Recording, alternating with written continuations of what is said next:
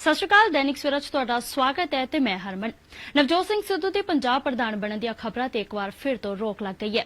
ਅੱਜ party high command ਨਾਲ ਹੋਈ ਮੀਟਿੰਗ ਤੋਂ ਬਾਅਦ ਜਿੱਥੇ ਇੱਕ ਪਾਸੇ ਸਿੱਧੂ ਮੀਡੀਆ ਨਾਲ ਬਿਨਾਂ ਗੱਲਬਾਤ ਕੀਤੇ ਹੀ ਨਿਕਲ ਗਏ, ਉੱਥੇ ਦੂਜੇ ਪਾਸੇ ਹਰੀਸ਼ ਰਾਵਤ ਵੀ ਆਪਣੇ ਬਿਆਨ ਤੋਂ ਪਲਟਦੇ ਦਿਖਾਈ ਦਿੱਤੇ, ਜਿਸ ਨੇ ਪੰਜਾਬ ਕਾਂਗਰਸ ਦੀ ਅੰਦਰੂਨੀ ਕਲਾ ਕਲੇਸ਼ ਨੂੰ ਜੱਗ ਜ਼ਾਹਿਰ ਕਰ ਦਿੱਤਾ।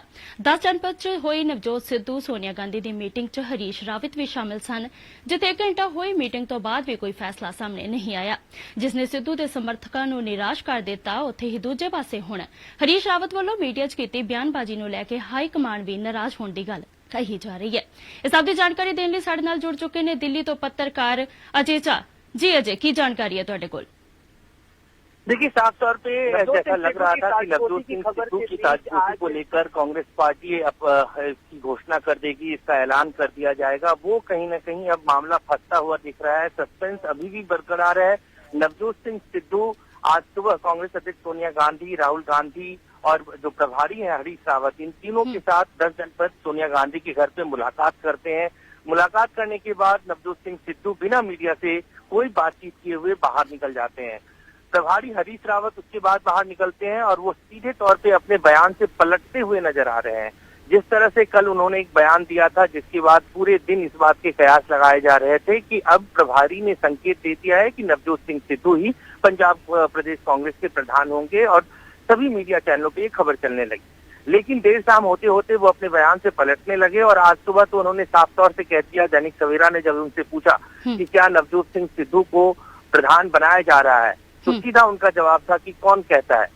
और उसके बाद उनसे ये पूछा गया कि आपने जो बयान दिया था कि जो भी बड़ा फैसला पंजाब को लेकर होगा वो नवजोत सिंह सिद्धू के इर्द गिर्द होगा, तो उस बयान से वो कन्नी काट जाते हैं और सीधे तौर से लीपापोती करने की कोशिश करते हैं और अपने ही बयान में वो बार बार उलझते जाते हैं।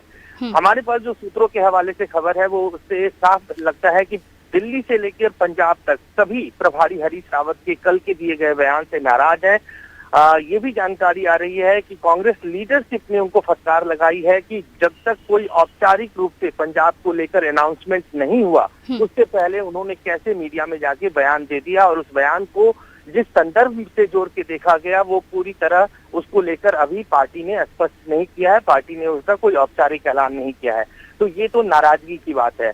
जहां तक पंजाब को लेकर और नवजोत सिंह सिद्धू को लेकर फैसला करने की बात है, सूत्रों के हवाले से जो खबर आ रही थी वो अभी भी इस बात के संकेत दे रहे हैं कि नवजोत सिंह सिद्धू प्रदेश प्रधान बनाए जा सकते हैं। लेकिन जिस तरह से अब इस पूरे मामले में पेंच फंसा है, जिस तरह से नाराजगी जता रहे हैं कांग्रेस के वरिष्ठ नेता, पंजाब से जितने सीनियर लीडर्स हैं, चाहे पंजाब के वर्तमान में जो प्रदेश प्रधान है और बाकी के जो लोग हैं, वो उनकी नाराजगी इस खबर को लेकर जिस तरह से है, वो कहीं न कहीं इस पूरे मामले को डिले कर रहा है। उसकी वजह से किसी भी तरह के आखिरी फैसले पे पहुंचने से कांग्रेस नेतृत्व अभी तक उसको स्पष्ट नहीं कर पा रहा है कि आखिरी फैसला क्या होगा। अभी तक कोई औपचारिक रूप से, इस वक्त भी मैं कांग्रेस के हेडक्वार्टर में मौजूद हूँ, अभी तक कोई प्रेस रिलीज आने की कोई संभावना या कोई संकेत संगठन महासचिव के कार्यालय से नहीं दिया जा रहा है कि कोई फिलहाल 1 घंटे या 2 घंटे बाद कोई प्रेस रिलीज आ सकता है। लेकिन ये जरूर है कि जिस तरह से नवजोत सिंह सिद्धू आज सोनिया गांधी और राहुल गांधी से मिले, जबकि इनका कोई कार्यक्रम पहले से तय नहीं था, जो हमारे पास जानकारी है कि कल देर शाम उनके पास 7:30 बजे के करीब राहुल गांधी के कार्यालय से फोन जाता है कि आपको सुबह सोनिया गांधी से मिलने के लिए आना है। तो उसके बाद कहीं न कहीं साफ लगता है कि एक डिसीजन पे कांग्रेस पार्टी पहुंच रही है, लेकिन फैसला नहीं कर पा रही है इस बात का ऐलान करने को लेकर, खासतौर से जिस तरह की नाराजगी पार्टी के अंदर है। तो अब ये देखना होगा कि औपचारिक ऐलान कब तक हो सकता है इसको लेकर। जी, जानकारी देने लिए धन्यवाद। ਤੇ ਸਨ ਦਿੱਲੀ ਤੋਂ ਸਾਡੇ ਪੱਤਰਕਾਰ ਅਜੇ ਝਾ। ਤੇ ਹੁਣ ਵਧਦੇ ਹਾਂ ਅਗਲੀ ਖਬਰ ਦੇ ਵੱਲ। 19 ਜੁਲਾਈ ਤੋਂ ਸ਼ੁਰੂ ਹੋਣ ਜਾ ਰਹੇ ਮਾਨਸੂਨ ਸੈਸ਼ਨ ਨੂੰ ਲੈ ਕੇ ਜਿੱਥੇ ਕਿਸਾਨ ਜਥੇਬੰਦੀਆਂ ਵੱਲੋਂ ਸਾਰੀਆਂ ਵਿਰੋਧੀ ਪਾਰਟੀਆਂ ਨੂੰ ਕਿਹਾ ਹੈ ਕਿ ਉਹ ਸਦਨ ਦੇ ਅੰਦਰ ਹੀ ਰਹਿਣ ਅਤੇ ਵਾਕਆਊਟ ਨਾ ਕਰਨ, ਉੱਥੇ ਹੁਣ ਆਮ ਆਦਮੀ ਪਾਰਟੀ ਦੇ ਸਾਂਸਦ ਭਗਵੰਤ ਮਾਨ ਨੇ ਵੀ ਸਾਰੀਆਂ ਪਾਰਟੀਆਂ ਨੂੰ ਖੁੱਲ੍ਹਾ ਪੱਤਰ ਲਿਖਿਆ ਤੇ ਸਦਨ 'ਚ ਰਹਿ ਕੇ ਹੀ ਕਿਸਾਨਾਂ ਦੇ ਹੱਕ 'ਚ ਆਵਾਜ਼ ਚੁੱਕਣ ਦੀ ਗੱਲ ਕਹੀ ਹੈ। ਭਗਵੰਤ ਮਾਨ ਨੇ ਸਾਰੀਆਂ ਵਿਰੋਧੀ ਧਿਰਾਂ ਨੂੰ ਇਹ ਲੈਟਰ ਲਿਖੀ ਹੈ।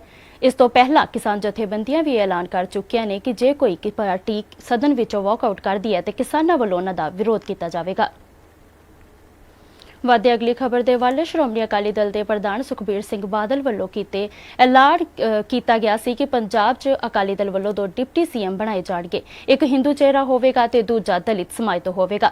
ਇਸ ਤੋਂ ਬਾਅਦ ਪੰਜਾਬ ਭਾਜਪਾ ਦਾ ਬਿਆਨ ਸਾਹਮਣੇ ਆਇਆ। ਪੰਜਾਬ ਸੂਬਾ ਪ੍ਰਧਾਨ ਅਸ਼ਵਨੀ ਸ਼ਰਮਾ ਦਾ ਕਹਿਣਾ ਹੈ ਕਿ ਅਕਾਲੀ ਦਲ ਵੱਲੋਂ ਡਿਪਟੀ ਸੀਐਮ ਹੀ ਦਲਿਤ ਜਾਂ ਹਿੰਦੂ ਕਿਉਂ ਹੋਵੇਗਾ, ਪੰਜਾਬ ਦਾ ਸੀਐਮ ਕਿਉਂ ਨਹੀਂ। ਇਸ ਮਾਮਲੇ ਤੇ ਉਹਨਾਂ ਕਿਹਾ ਹੈ ਕਿ ਵਿਰੋਧੀ ਧਿਰਾਂ ਸਿਰਫ ਪੰਜਾਬ ਦੇ ਲੋਕਾਂ ਨੂੰ ਬੇਵਕੂਫ ਬਣਾ ਰਹੀਆਂ ਨੇ, ਪਰ ਪੰਜਾਬ ਦੀ ਜਨਤਾ ਉਹਨਾਂ ਦੇ ਇਹਨਾਂ ਝੂਠੇ ਵਾਅਦਿਆਂ 'ਚ ਨਹੀਂ ਆਉਣਗੀਆਂ। ਪਹਿਲਾਂ ਜਿੱਦਾਂ ਪ੍ਰੈਸ ਕਾਨਫਰੰਸ ਵੀ ਕਹਿ ਰਿਹਾ ਸੀ, ਆ ਦੇਖ ਲਓ ਤੁਹਾਡੀ ਮੁੱਖ ਆਵਾਜ਼ ਮੰਤਰੀ ਇਤਨਾ ਦਾ ਹੀ ਪਦ ਆਈ ਹੈ। ਆਰਕਸ਼ਿਤ ਕਿਉਂ? ਮੁੱਖ ਮੰਤਰੀ ਦੇ ਪਦ ਲਈ ਕਿਆ ਪੰਜਾਬ 'ਚ ਜਿਹੜਾ ਕੋਈ ਵੀ ਵਰਗ ਹੈ, ਚਾਹੇ ਐਸਸੀ ਹੈ, ਚਾਹੇ ਓਬੀਸੀ ਹੈ, ਚਾਹੇ ਸਵਰਨ ਹੈ, ਚਾਹੇ ਜੱਟ ਹੈ, ਸਭ ਦਾ ਬਰਾਬਰ ਦਾ ਅਧਿਕਾਰ ਹੈ ਪੰਜਾਬ 'ਚ।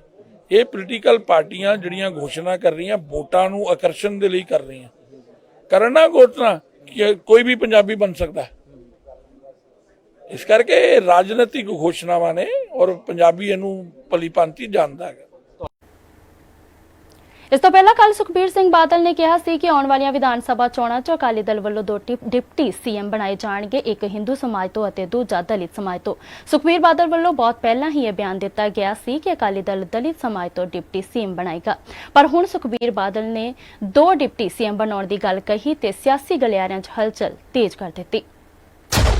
ਵਾਦੇ ਅਗਲੀ ਖਬਰ ਦੇ ਵੱਲ ਸ਼੍ਰੋਮਣੀ ਗੁਰਦੁਆਰਾ ਪ੍ਰਬੰਧਕ ਕਮੇਟੀ ਵੱਲੋਂ ਸ਼੍ਰੀ ਅਕਾਲ ਤਖਤ ਸਾਹਿਬ ਦੇ ਬਾਹਰ ਜੋੜਾ ਘਰ ਅਤੇ ਪਾਰਕਿੰਗ ਬੇਸਮੈਂਟ ਦੀ ਖੁਦਾਈ ਕਰਦੇ ਦੌਰਾਨ ਸੁਰੰਗ ਸਾਹਮਣੇ ਆਉਣ ਤੋਂ ਬਾਅਦ ਵਿਵਾਦ ਪੈਦਾ ਹੋ ਗਿਆ, ਜਿਸ ਉੱਪਰ ਸ਼੍ਰੋਮਣੀ ਗੁਰਦੁਆਰਾ ਪ੍ਰਬੰਧਕ ਕਮੇਟੀ ਦੀ ਪ੍ਰਧਾਨ ਬੀਬੀ ਜਗੀਰ ਕੌਰ ਨੇ ਆਪਣੀ ਪ੍ਰਤੀਕਿਰਿਆ ਦਿੱਤੀ। ਬੀਬੀ ਜਗੀਰ ਕੌਰ ਨੇ ਕਿਹਾ ਹੈ ਕਿ ਇਸ ਸੁਰੰਗ ਦੀ ਜਾਂਚ ਵਿਭਾਗ ਵੱਲੋਂ ਕਰਵਾਈ ਜਾਵੇਗੀ। ਉਹਨਾਂ ਕਿਹਾ ਹੈ ਕਿ ਗੁਰੂ ਘਰ ਦੀਆਂ ਗੱਲਾਂ ਬਾਹਰ ਗਲਤ ਤਰੀਕੇ ਨਾਲ ਦੱਸਣੀਆਂ ਵੀ ਗਲਤ ਗੱਲ ਹੈ। ਇਸ ਦੇ ਨਾਲ ਹੀ ਬੀਬੀ ਜਗੀਰ ਕੌਰ ਨੇ ਭਾਈ ਬਲਦੇਵ ਸਿੰਘ ਵਡਾਲਾ ਤੇ ਵੀ ਸਵਾਲ ਖੜੇ ਕੀਤੇ।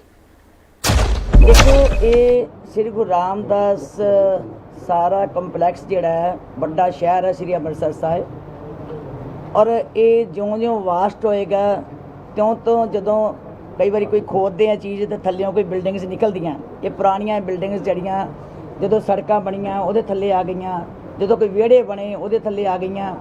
ਉਹ ਜਦੋਂ ਖੋਦ ਰਹੇ ਸਾਂ ਤੇ ਇੱਕ ਬਿਲਡਿੰਗ ਥੱਲੇ ਨਿਕਲੀ ਹੈ, ਪਰ ਉਹ ਬਿਲਡਿੰਗ ਦੇਖਦਿਆਂ ਸਾਰੀ ਅਸੀਂ ਉੱਥੋਂ ਕੰਮ ਬੰਦ ਕਰਕੇ ਦੂਜੇ ਪਾਸੇ ਕੰਮ ਸ਼ੁਰੂ ਰੱਖਿਆ ਤੇ ਨਾਲ ਹੀ ਅਸੀਂ ਡਿਪਟੀ ਕਮਿਸ਼ਨਰ ਸਾਹਿਬ ਨੂੰ ਕਿਹਾ ਕਿ ਜਿਹੜਾ ਆਰਕੋਲੋਜੀ ਡਿਪਾਰਟਮੈਂਟ ਹੈ ਉੱਥੋਂ ਕੋਈ ਆਰਕਾਈਵਸ ਐਕਸਪਰਟ ਜਿਹੜੇ ਬੁਲਾਏ ਜਾਣ ਔਰ ਇਸ ਬਿਲਡਿੰਗ ਦੀ ਪੂਰੀ ਪੜਤਾਲ ਕੀਤੀ ਜਾਵੇ ਕਿ ਇਹ ਬਿਲਡਿੰਗ ਕੀ ਹੈ, ਕੀ ਇਹ ਕਿਸੇ ਦਾ ਘਰ ਸੀ, ਕੋਈ ਇਹ ਲਾਂਘਾ ਹੈ ਜਾਂ ਕੀ ਬਣਿਆ ਹੋਇਆ। ਕਿਉਂਕਿ ਪੁਰਾਣੇ ਸਮੇਂ 'ਚ ਜਿਹੜੇ ਡਾਟਾ ਲੱਗ ਕੇ ਸਾਰੇ ਦਰਵਾਜ਼ੇ ਬਣਦੇ ਸੀ ਉਸੇ ਤਰ੍ਹਾਂ ਦੀ ਸ਼ੇਪ ਦੀ ਉਹ ਬਿਲਡਿੰਗ ਬਣੀ ਹੋਈ ਹੈ। ਹੁਣ ਕਿਉਂਕਿ ਅਸੀਂ ਵੀ ਐਕਸਪਰਟਸ ਜਿਹੜੇ ਮੰਗਾਏ ਆ, ਹਿਸਟੋਰੀਅਨ ਵੀ ਮੰਗਾਏ ਲਏ ਹੈ ਔਰ ਜਿਨ੍ਹਾਂ ਨੇ ਰਿਸਰਚ ਕੀਤੀ ਹੋਈ ਹੈ ਸ੍ਰੀ ਹਰਿਮੰਦਰ ਸਾਹਿਬ ਦੇ ਉੱਤੇ, ਸ੍ਰੀ ਦਰਬਾਰ ਸਾਹਿਬ ਦੇ ਉੱਤੇ, ਸ੍ਰੀ ਅੰਮ੍ਰਿਤਸਰ ਸਾਹਿਬ ਦੇ ਉੱਤੇ, ਉਹ ਸਾਰੇ ਮੈਂ ਗੁਰੂ ਨਾਨਕ ਦੇਵ ਯੂਨੀਵਰਸਿਟੀ ਵਿੱਚੋਂ ਜਿੱਦਾਂ ਡਾਕਟਰ ਰਾਵਲ ਜੀ ਦੂਸਰੇ ਜਿਨ੍ਹਾਂ ਨੇ ਇੱਥੋਂ ਸਾਰੀ ਰਿਸਰਚ ਕੀਤੀ ਹੈ ਉਹਨਾਂ ਨੂੰ ਵੀ ਬੁਲਾ ਲਿਆ ਹੈ ਕਿ ਤੁਸੀਂ ਇਹਦਾ ਸਾਰੀ ਪੜਤਾਲ ਕਰੋ ਕਿ ਇਹ ਬਿਲਡਿੰਗ ਆਇਆ ਕੋਈ ਗੁਰੂ ਰਾਮਦਾਸ ਦੇ ਇਸ ਪਵਿੱਤਰ ਅਦਾਰੇ ਨਾਲ ਸੰਬੰਧਿਤ ਹੈ ਕਿ ਇਹ ਸਧਾਰਨ ਕੋਈ ਘਰ ਬਣੇ ਹੋਏ ਹੈ ਜਾਂ ਕੋਈ ਪਹਿਲੀ ਪੁਰਾਣੀ ਬਿਲਡਿੰਗ ਬਣੀ ਹੋਈ ਹੈ। ਜੇ ਕੋਈ ਐਸੀ ਸਾਡੀ ਕੋਈ ਹਿਸਟੋਰੀਅਨ ਗੱਲ ਕਰਦੇ ਹੈ ਅਸੀਂ ਇਹਨੂੰ ਪੂਰੀ ਪ੍ਰੀਜ਼ਰਵ ਕਰਾਂਗੇ, ਪੂਰੇ ਮੇਨਟੇਨ ਕਰਾਂਗੇ ਔਰ ਫਿਰ ਉਸੇ ਤਰ੍ਹਾਂ ਵਰਤੋਂ ਵਿੱਚ ਲਿਆਵਾਂਗੇ। ਕਿਉਂਕਿ ਭਾਵੇਂ ਅਸੀਂ ਕਿਸੇ ਇਮਾਰਤਾਂ ਨਾਲ ਨਹੀਂ ਜੁੜੇ ਪਰ ਫਿਰ ਵੀ ਪੁਰਾਤਨ ਯਾਦਾਂ ਜੇ ਸਾਡੀਆਂ ਕੋਈ ਹੋਣਗੀਆਂ ਉਹਨਾਂ ਨੂੰ ਸਾਂਭ ਲੈਣਾ ਸਾਡਾ ਫਰਜ਼ ਬਣਦਾ ਹੈ। ਇਸ ਕਰਕੇ ਅਸੀਂ ਇਮੀਡੀਏਟ ਉੱਥੋਂ ਕੰਮ ਬੰਦ ਕਰਕੇ ਨਾਲ ਹੀ ਅਸੀਂ ਡਿਪਟੀ ਕਮਿਸ਼ਨਰ ਸਾਹਿਬ ਨੂੰ ਪੂਰੇ ਪ੍ਰਸ਼ਾਸਨ ਨੂੰ ਕਿਹਾ ਔਰ ਚੰਡੀਗੜ੍ਹ ਉਹਨਾਂ ਨੇ ਮੈਸੇਜ ਦਿੱਤਾ ਹੋਇਆ, ਉਹ ਡਿਪਾਰਟਮੈਂਟ ਦੇ ਆਣਗੇ, ਉਹ ਪੁਰਾਤਨਤਾ ਦੀ ਦੇਖਣਗੇ ਵੀ ਹੈ ਕੀ ਹੈ, ਕਿਹੜੀ ਬਿਲਡਿੰਗ ਹੈ, ਆਇਆ ਇਹ ਸਾਡੇ ਨਾਲ ਇਸ ਅਦਾਰੇ ਨਾਲ ਸੰਬੰਧਿਤ ਹੈ ਕਿ ਬਾਹਰਲੀ ਕੋਈ ਬਿਲਡਿੰਗ ਹੈ, ਉਹ ਸਾਰਾ ਕੁਝ ਦੇਖ ਕੇ ਉਹਦੀ ਪੜਤਾਲ ਕੀਤੀ ਜਾਏਗੀ। ਚਲੋ ਉਹਨਾਂ ਦੀ ਆਦਤ ਹੁੰਦੀ ਜੀ। ਦੇਖੋ ਮੇਰੀ ਬੇਨਤੀ ਹੈ ਜੀ, ਕੁਝ ਲੋਕਾਂ ਦੀ ਆਦਤ ਹੁੰਦੀ ਹੈ ਕਿਉਂਕਿ ਗਲਿਆਰਾ ਜਦੋਂ ਬਣਿਆ ਉਦੋਂ ਮਿੱਟੀ ਵੀ ਪਈ, ਬਿਲਡਿੰਗਾਂ ਵੀ ਥੱਲੇ ਆਈਆਂ। ਕੁਝ ਲੋਕਾਂ ਦੀ ਆਦਤ ਹੁੰਦੀ ਹੈ ਬਿਨਾਂ ਮਤਲਬ ਤੋਂ ਆ ਕੇ ਆਪਣਾ ਉੱਥੇ ਆ ਕੇ ਸ਼ਰਾਰਤਾਂ ਕਰਨੀਆਂ ਨਹੀਂ ਕਰਨੀਆਂ ਚਾਹੀਦੀਆਂ, ਨਹੀਂ ਕਰਨੀਆਂ ਚਾਹੀਦੀਆਂ ਕਿਉਂਕਿ ਅਸੀਂ ਵੀ ਉਸ ਥਾਂ ਦੇ ਕਸਟੋਡੀਅਨ ਹਾਂ। ਇਹ ਗੁਰੂ ਰਾਮਦਾਸ ਦਾ ਘਰ ਹੈ, ਇਹ ਕਿਸੇ ਦੀ ਇਹ ਕੋਈ ਸ਼ਾਮਲਟ ਨਹੀਂ ਕਿ ਜਿਹੜਾ ਮਰਜ਼ੀ ਜੋ ਇੱਥੇ ਆ ਕੇ ਬੋਲੀ ਜਾਵੇ, ਜੋ ਮਰਜ਼ੀ ਕਰੀ ਜਾਵੇ। ਅਸੀਂ ਉਹਦੇ ਕਸਟੋਡੀਅਨ ਹੈ। ਕਸਟੋਡੀਅਨ ਮੀਨਸ ਅਸੀਂ ਉਹਦੇ ਸੇਵਾਦਾਰ ਹਾਂ, ਅਸੀਂ ਸੇਵਾ ਸੰਭਾਲ ਵਿੱਚ ਲੱਗੇ ਹੋਏ ਹਾਂ। ਜੇ ਉੱਥੇ ਕੋਈ ਕਿਸੇ ਕਿਸਮ ਦੀ ਕੋਈ ਲੋੜ ਹੈ ਅਸੀਂ 24 ਘੰਟੇ ਗੁਰੂ ਸਾਹਿਬ ਜੀ ਦੇ ਚਰਨਾਂ 'ਚ ਹਾਜ਼ਰ ਹਾਂ, ਅਸੀਂ ਉਹਨੂੰ ਕਰਾਂਗੇ। ਬਾਕੀ ਮੇਰੀ ਬੇਨਤੀ ਹੈ ਕਿ ਹਰ ਥਾਂ ਦੇ ਉੱਤੇ ਆ ਕੇ ਕੋਈ ਸ਼ਰਾਰਤਾਂ ਨਹੀਂ ਕਰਨੀਆਂ ਚਾਹੀਦੀਆਂ। ਹਰ ਥਾਂ ਦੇ ਉੱਤੇ ਆ ਕੇ ਜਦੋਂ ਕੰਮ ਹੋ ਰਿਹਾ ਹੈ, ਜਦੋਂ ਅਸੀਂ ਆਪ ਪੜਤਾਲ ਕਰ ਰਹੇ ਹਾਂ, ਤੇ ਉਹਨਾਂ ਨੂੰ ਕੀ ਲੋੜ ਹੁੰਦੀ ਕਿ ਆ ਕੇ ਜਾਣ ਕੇ ਕਿੰਤੂ ਪਰੰਤੂ ਕਰਕੇ ਉਸ ਥਾਂ ਦੀ ਬਦਨਾਮੀ ਸਗਾ ਕਰਨੀ, ਆ ਕੇ ਗੁਰੂ ਘਰ ਦੀ ਬਖਸ਼ਿਸ਼ ਲੈਣੀ ਹੈ, ਗੁਰੂ ਘਰ ਦੀ ਨਿੰਦਾ ਕਰਕੇ ਜਾਂ ਗੁਰੂ ਘਰ ਦੇ ਸੇਵਾਦਾਰਾਂ ਦੀ ਨਿੰਦਾ ਕਰਕੇ ਸਾਨੂੰ ਕੁਝ ਨਹੀਂ ਮਿਲਣਾ। ਮੈਂ ਭਾਈ ਬਲਦੇਵ ਸਿੰਘ ਜਾਂ ਕੋਈ ਨੂੰ ਵੀ ਬੇਨਤੀ ਕਰਾਂਗੀ ਕਿ ਕਦੀ ਆ ਕੇ ਇਹੋ ਜਿਹੀਆਂ ਸ਼ਰਾਰਤਾਂ ਨਾ ਕਰਿਆ ਕਰੋ, ਜਿਹਦੇ ਨਾਲ ਤੁਸੀਂ ਚਾਹੁੰਦੇ ਤੇ ਇਹ ਹੋ ਕਿ ਸਾਡਾ ਨਾਂ ਚਮਕੇ, ਪਰ ਸਗਾ ਤੁਹਾਡੀ ਇਸ ਗੱਲ ਦੀ ਬਦਨਾਮੀ ਹੁੰਦੀ ਹੈ ਕਿ ਜਿਸ ਘਰ 'ਚੋਂ ਤੁਸੀਂ ਰੋਟੀ ਖਾਧੀ ਹੈ, ਜਿਸ ਘਰ 'ਚੋਂ ਤੁਸੀਂ ਬੱਚੇ ਪਾਲੇ ਹੈ, ਜਿਸ ਘਰ ਤੋਂ ਤੁਸੀਂ ਸਾਬਕਾ ਰਾਗੀ ਸ੍ਰੀ ਦਰਬਾਰ ਸਾਹਿਬ ਕਹਾਇਆ ਹੈ, ਸਾਰੀ ਜ਼ਿੰਦਗੀ ਉੱਥੋਂ ਦੀ ਬਖਸ਼ਿਸ਼ ਲਈ ਹੈ, ਅੱਜ ਗੁਰੂ ਰਾਮਦਾਸ ਦੇ ਦਰ ਦੀ ਤੁਸੀਂ ਜੇ ਉੱਥੇ ਬਦਨਾਮੀ ਕਰਨ ਦੀ ਤੁਲੋਗੇ ਜਾਂ ਕੋਈ ਗੱਲ ਘਾਟੇ ਦੀ ਕਰੋਗੇ, ਮੈਂ ਸਮਝਦੀ ਕੋਈ ਸੋਹਣਾ ਨਹੀਂ ਲੱਗਦਾ। ਵੱਧਦੇ ਅਗਲੀ ਖਬਰ ਦੇ ਵੱਲ ਬਠਿੰਡਾ ਵਿੱਚ ਵਪਾਰ ਮੰਡਲ ਅਤੇ ਡੀਸੀ ਦਫ਼ਤਰ ਕਰਮਚਾਰੀ ਯੂਨੀਅਨ ਵੱਲੋਂ ਸਾਂਝੇ ਤੌਰ ਤੇ ਮਨਪ੍ਰੀਤ ਬਾਦਲ ਦੇ ਦਫ਼ਤਰ ਦਾ ਘਿਰਾਓ ਕੀਤਾ ਗਿਆ। ਇਸ ਮੌਕੇ ਪੰਜਾਬ ਸਰਕਾਰ ਦੇ ਖਿਲਾਫ ਜੰਮ ਕੇ ਨਾਅਰੇਬਾਜ਼ੀ ਕੀਤੀ ਗਈ ਅਤੇ ਪੁਤਲਾ ਫੂਕ ਪ੍ਰਦਰਸ਼ਨ ਵੀ ਕੀਤਾ ਗਿਆ। ਇਸ ਮੌਕੇ ਵਪਾਰ ਮੰਡਲ ਦੇ ਸੀਨੀਅਰ ਉਪ ਪ੍ਰਧਾਨ ਅਮਰਜੀਤ ਮਹਿਤਾ ਨੇ ਕਿਹਾ ਕਿ ਮਨਪ੍ਰੀਤ ਬਾਦਲ ਦੀਆਂ ਗਲਤ ਨੀਤੀਆਂ ਦੇ ਕਾਰਨ ਉਸ ਦੇ ਦਫ਼ਤਰ ਦਾ ਘਿਰਾਓ ਕੀਤਾ ਗਿਆ। ਉਨ੍ਹਾਂ ਕਿਹਾ ਕਿ ਕੈਪਟਨ ਸਰਕਾਰ ਤੋਂ ਹਰ ਵਰਗ ਦੁਖੀ ਹੈ। ਸੂਬਾ ਸਰਕਾਰ ਨੇ 6ਵੇਂ ਪੇ ਕਮਿਸ਼ਨ ਦੇ ਨਾਂ ਤੇ ਕਰਮਚਾਰੀਆਂ ਨਾਲ ਵੱਡਾ ਧੋਖਾ ਕੀਤਾ। ਉਨ੍ਹਾਂ ਮੰਗ ਕੀਤੀ ਕਿ ਕਰਮਚਾਰੀਆਂ ਦੇ ਵਾਪਸ ਲਏ ਗਏ ਭੱਤੇ ਲਾਗੂ ਕੀਤੇ ਜਾਣ। ਉਨ੍ਹਾਂ ਚੇਤਾਵਨੀ ਦਿੱਤੀ ਕਿ ਕੈਪਟਨ ਸਰਕਾਰ ਨੂੰ ਆਉਣ ਵਾਲੀਆਂ 2022 ਦੀਆਂ ਚੋਣਾਂ ਵਿੱਚ ਇਸ ਦਾ ਖਮਿਆਜ਼ਾ ਭੁਗਤਣਾ ਪਵੇਗਾ। ਦੱਸ ਦਈਏ ਕਿ 7 ਜੁਲਾਈ ਨੂੰ ਅਮਰਜੀਤ ਮਹਿਤਾ ਦੀ ਅਗਵਾਈ ਵਿੱਚ ਬਠਿੰਡਾ ਤੋਂ ਸ਼੍ਰੀ ਹਰਿਮੰਦਰ ਸਾਹਿਬ ਤੱਕ ਪੈਦਲ ਯਾਤਰਾ ਕੀਤੀ ਗਈ ਸੀ, ਜਿਸ ਵਿੱਚ ਡੀਸੀ ਕਰਮਚਾਰੀਆਂ ਅਤੇ ਵਪਾਰੀਆਂ ਵੱਲੋਂ ਵੱਡੀ ਗਿਣਤੀ ਵਿੱਚ ਸਹਿਯੋਗ ਦਿੱਤਾ ਗਿਆ ਸੀ। ਮੈਂ ਤਾਂ ਕੀ ਕਹਿਣਾ, ਸਰਕਾਰ ਨੂੰ ਖੁਦ ਦੇਖ ਲੈਣਾ ਚਾਹੀਦਾ ਹੈ। ਹਜੂਮ, ਇਹ ਲੋਕਾਂ ਦਾ ਜੋਸ਼, ਇਹ ਲੋਕਾਂ ਦਾ ਜੋ ਉਹਨਾਂ ਨੇ ਇਹਨਾਂ ਦੀ ਖੁਸ਼ੀਆਂ, ਇਹਨਾਂ ਦੇ ਪਰਿਵਾਰਾਂ ਦੀ ਖੁਸ਼ੀਆਂ ਖੋਈਆਂ ਮਨਪ੍ਰੀਤ ਬਾਦਲ ਸਾਹਿਬ ਨੇ, ਉਹ ਦੇਖੋ ਲੋਕ ਕਿਵੇਂ ਸੜਕਾਂ 'ਤੇ ਤੁਸੀਂ ਬੁਲਾ ਰਹੇ ਹੋ। ਮਨਪ੍ਰੀਤ ਬਾਦਲ ਸਾਹਿਬ, ਹਜੇ ਵੀ ਬੇਨਤੀ ਹੈ ਤੁਹਾਨੂੰ, ਜੋ ਉਹਨਾਂ ਦੇ 6ਵੇਂ ਪੇ ਕਮਿਸ਼ਨ ਦੇ ਵਿੱਚ ਤੁਹਾਡੇ ਤੋਂ ਗਲਤੀਆਂ ਹੋਈਆਂ, ਜੋ ਉਹਨਾਂ ਦੇ ਹੱਕ ਬਣਦੇ ਆ ਉਹਨਾਂ ਨੂੰ ਦਿੱਤੇ ਜਾਣੇ ਚਾਹੀਦੇ ਆ। ਜੋ ਵਪਾਰੀਆਂ ਦੇ ਹੱਕ ਬਣਦੇ ਆ, ਚਾਹੇ ਉਹ ਬਿਜਲੀ ਹੈ, ਚਾਹੇ ਉਹ ਥਰਮਲ ਪਾਵਰ ਲੈਂਡ ਹੈ, ਉਹ ਉਹਨਾਂ ਨੂੰ ਦਿੱਤੇ ਜਾਣੇ ਚਾਹੀਦੇ ਆ। ਇਹ ਪੈਨਸ਼ਨ, ਇਹ ਚੀਜ਼ਾਂ ਤੁਸੀਂ ਹਜੇ ਵੀ ਵਕਤ ਹੈ ਸੁਧਾਰ ਨੂੰ, ਨਹੀਂ ਇਹ ਹਜੂਮ ਦਿਨ ਬ ਦਿਨ ਵੱਧਦਾ ਜਾਣਾ ਹੈ। ਔਰ ਜਿੰਨੇ ਵੀ ਚੀਜ਼ਾਂ ਅਗਲੀ ਜਿਹੜੀ ਰਣਨੀਤੀ ਹੈ ਉਹਦੇ ਵਿੱਚ ਹਰ ਵਰਗ, ਚਾਹੇ ਉਹ ਟੀਚਰ ਦਾ, ਚਾਹੇ ਡਾਕਟਰ ਦਾ, ਆਲਰੇਡੀ ਧਰਨੇ 'ਤੇ ਬੈਠੇ ਹੋ, ਸਾਡੇ ਨਾਲ ਮੋਢੇ ਨਾਲ ਮੋਢਾ ਜੋੜਨ ਲਈ ਤਿਆਰ ਹੈ। ਇਹ ਨਾ ਹੋਵੇ ਵੀ ਤੁਹਾਨੂੰ ਆਉਣ ਵਾਲੇ ਟਾਈਮ ਦੇ ਵਿੱਚ ਬੀਜੇਪੀ ਵਾਲਾ ਜੋ ਹਾਲ ਹੈ ਤੇ ਕਿਸਾਨਾਂ ਦਾ ਹੋਇਆ, ਆਉਣ ਵਾਲੇ ਟਾਈਮ 'ਚ ਕਾਂਗਰਸ ਦਾ ਵੀ ਹੋਵੇ। ਵੱਧਦੇ ਅਗਲੀ ਖਬਰ ਦੇ ਵੱਲ ਨਵਜੋਤ ਸਿੰਘ ਸਿੱਧੂ ਨੂੰ ਪੰਜਾਬ ਪ੍ਰਦੇਸ਼ ਬਣਾਏ ਜਾਣ ਦੀ ਖਬਰ ਫੈਲਣ ਤੋਂ ਬਾਅਦ ਕਾਂਗਰਸੀ ਨੇਤਾਵਾਂ ਦੇ ਨਾਲ ਹੀ ਵਿਰੋਧੀ ਪਾਰਟੀਆਂ ਦੀ ਵੀ ਪ੍ਰਤੀਕਿਰਿਆ ਸਾਹਮਣੇ ਆ ਰਹੀ ਹੈ। ਸ਼੍ਰੋਮਣੀ ਅਕਾਲੀ ਦਲ ਦੇ ਬੁਲਾਰੇ ਡਾਕਟਰ ਦਲਜੀਤ ਚੀਮਾ ਨੇ ਕਿਹਾ ਹੈ ਕਿ ਉਹਨਾਂ ਨੂੰ ਕੋਈ ਫਰਕ ਨਹੀਂ ਪੈਂਦਾ ਕਿ ਸੂਬਾ ਪ੍ਰਧਾਨ ਕਿਸ ਨੂੰ ਬਣਾਇਆ ਜਾ ਰਿਹਾ, ਕਿਉਂਕਿ ਕਾਂਗਰਸ ਪਾਰਟੀ ਦਾ ਫੈਸਲਾ ਹੈ। ਪਰ ਉਹ ਕਾਂਗਰਸ ਦੀ ਪ੍ਰਧਾਨਗੀ ਨੂੰ ਕਹਿਣਾ ਚਾਹੁੰਦੇ ਨੇ ਕਿ ਉਹ ਜਾਤ ਪਾਤ ਦੇ ਨਾਂ ਤੇ ਪੰਜਾਬ ਨੂੰ ਨਾ ਵੰਡਣ, ਜਿਸ ਨੂੰ ਵੀ ਪ੍ਰਧਾਨ ਨਿਯੁਕਤ ਕਰਨਾ ਹੈ ਉਸ ਨੂੰ ਜਾਤ ਪਾਤ ਅਤੇ ਭੇਦਭਾਵ ਤੋਂ ਵਾਂਝੇ ਰੱਖ ਕੇ ਕਰਨ। ਕਾਂਗਰਸ ਪਾਰਟੀ ਨੇ ਸੂਬੇ ਦਾ ਪ੍ਰਧਾਨ ਬਣਾਉਣਾ, ਜਿਹਨੂੰ ਮਰਜ਼ੀ ਬਣਾ ਲੈਣ, ਉਹ ਇਹਨਾਂ ਦਾ ਫੈਸਲਾ, ਉਹਦੇ ਤੇ ਸਾਨੂੰ ਕੋਈ ਇਤਰਾਜ਼ ਨਹੀਂ। ਪਰ ਦੁੱਖ ਇਸ ਗੱਲ ਦਾ ਹੈ ਕਿ ਪਹਿਲਾਂ ਇਸ ਫੈਸਲੇ ਕਰਕੇ 2 ਮਹੀਨੇ ਪੰਜਾਬ ਦਾ ਬਹੁਤ ਵੱਡਾ ਨੁਕਸਾਨ ਹੋਇਆ।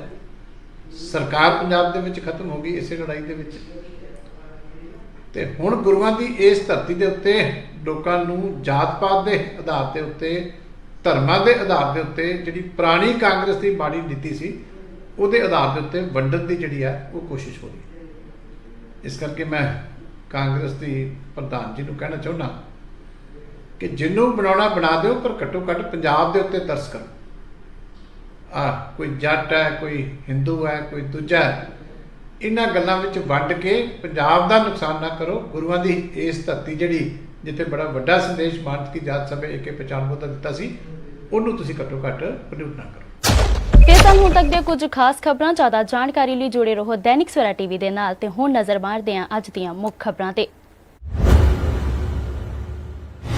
ਨਵਜੋਤ ਸਿੱਧੂ ਦੇ ਪੰਜਾਬ ਪ੍ਰਧਾਨ ਬਣਨ ਤੇ ਅਜੇ ਵੀ ਸਸਪੈਂਸ। ਹਰੀਸ਼ ਰਾਵਤ ਦੀ ਬਿਆਨਬਾਜ਼ੀ ਤੋਂ ਹਾਈ ਕਮਾਨ ਨਾਰਾਜ਼।